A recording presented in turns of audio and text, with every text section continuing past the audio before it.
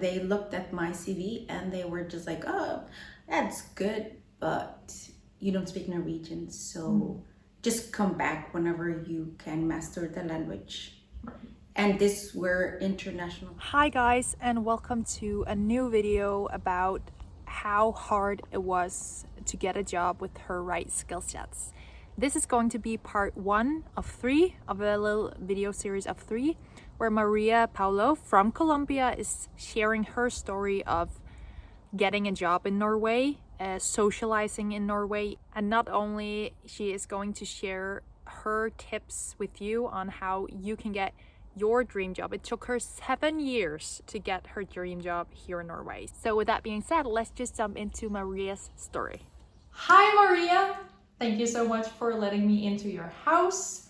And I know Maria through a friend, and I'm really happy to have gotten to know you. And we share some of the same thoughts about moving to Norway, getting a job, socializing, and all of these things. Can you just tell my audience, when did you come to Norway and why did you come here?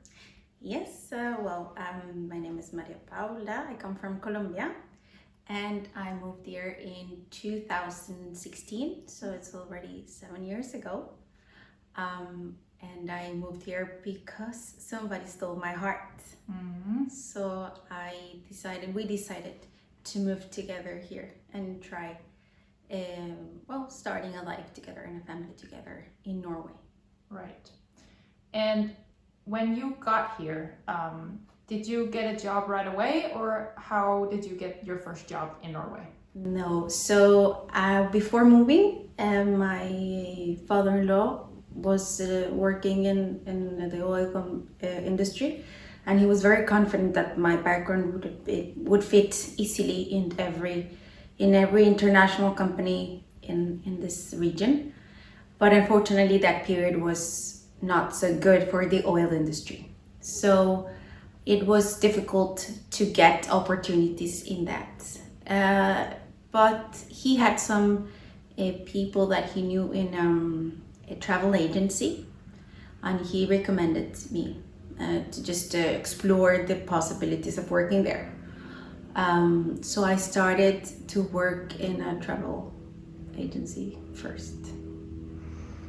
Maybe I should just point out that I studied communications and business back in my country and in Spain and in France, and I was working as a communications advisor at in the government back in Colombia.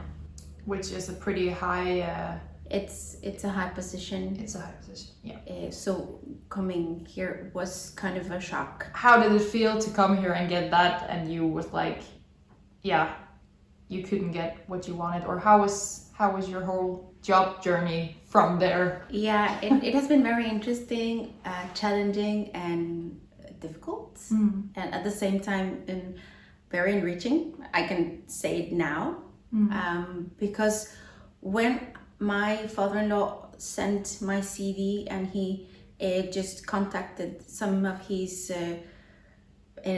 network. When I met them, they looked at my CV and they were just like, oh, that's good, but you don't speak Norwegian, so just come back whenever you can master the language. And these were international companies, and I speak Spanish, English, French, now Norwegian. So I thought that by knowing all those languages, it would be easy, but it was not like that. So then I went to some recruiter companies, local companies, and they were just like, no, you have to forget about your career, because again, your skills, okay, they're good, but you don't speak the language. Did they tell you how you could get the jobs you wanted? No, nobody explained it to me. Okay. So what I needed, so I am a very curious person. I was committed to myself, and I needed to prove that being here was okay. It was difficult, but I could not go back.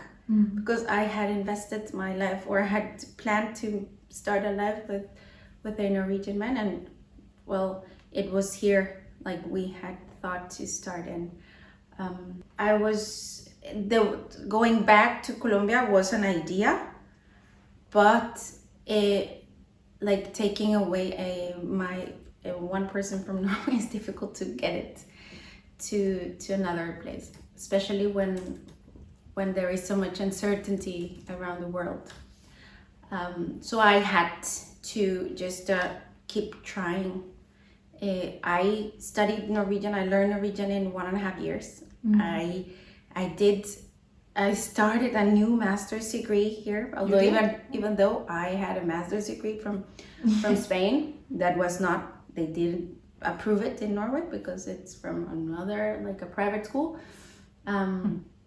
I just started networking with locals, which is something that is not so easy.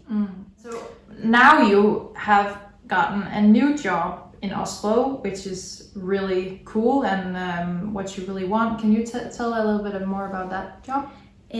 Now I'm just going to start working with the Norwegian Refugee Council. It is as an administration and communications coordinator, meaning that all my expertise that I had from Colombia and all the things that I have gained through my job career in Norway, I can use it. But especially all the things that I knew from before in communications, because this is one thing that I was not able to use so much in all these 7 years in Norway.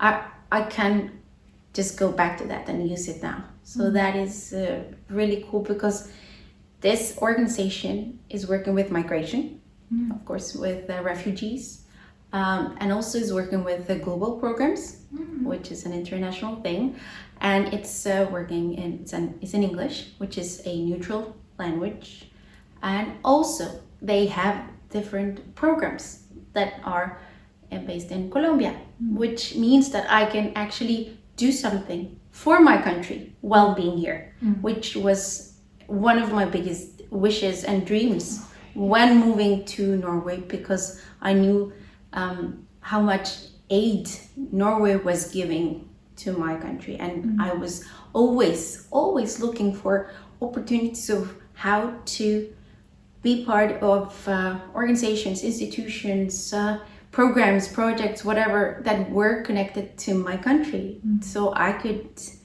just give back to them what I was just experiencing here. Right.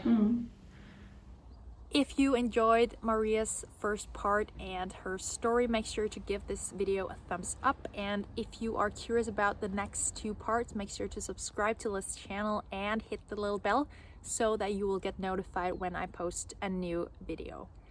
Let's hope to see you in another video, and have a really amazing day. Bye!